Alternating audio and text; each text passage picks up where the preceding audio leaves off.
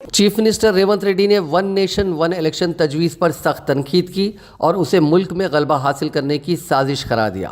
रेवंत रेड्डी हफ्ते को सीपीएम के आंजहानी कौमी लीडर सीताराम येचुरी के एजाज़ में मुनक़िदा एक यादगारी इजलास से खिताब कर रहे थे।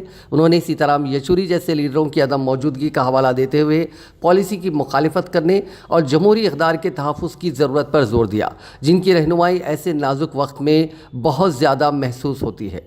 तकरीब के दौरान उन्होंने येचुरी की मौत को बाएं बाजू और हिंदुस्तानी जमहूरियत के लिए नाकाबिले तलाफ़ी नुकसान करार दिया। गरीबों की बेहतरी और मुल्क भर में सियासी प्लेटफॉर्म्स पर उनकी आवाज़ बुलंद करने के लिए उनके गैर मुतज़लज़िल अज़्म की तारीफ़ की। उन्होंने येचुरी का मवाजना कांग्रेस लीडर एस जयपाल रेड्डी से भी किया।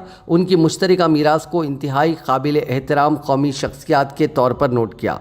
रेवंत रेड्डी ने येचुरी की अपनी पार्टी के नज़रिए पर ताहयात अमल करने की तारीफ़ की और ख़ानदान के इस फैसले को सराहा कि उनकी लाश तिबी मकासद के लिए अस्पताल में डोनेट की जाए। उन्होंने यूपीए के दौरे हुकूमत में कलीदी फलाही बिलों की हिमायत में येचुरी के किरदार पर मज़ीद रोशनी डाली, ये नोट करते हुए कि एआईसीसी लीडर राहुल गांधी येचुरी को एक सरपरस्त मानते हैं।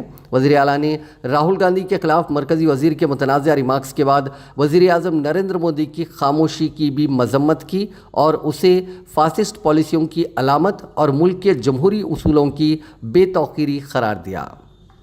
वन यूपीए 2లో సీతారాం ఏచూరి గారు చాలా క్రియాశీలక చాలా కీలకమైన పాత్ర పోషించారు। అలాంటి సీతారాం ఏచూరి గారు అధికారాన్ని నిలబెట్టుకోవడానికి భారతీయ జనతా పార్టీ తీసుకొస్తున్న రాజ్యాంగ మార్పులు కావచ్చు, రాజ్యాంగ సవరణలు కావచ్చు, రాజ్యాంగ సవరణ పరిపాలన పరమైన అంశం కాదు,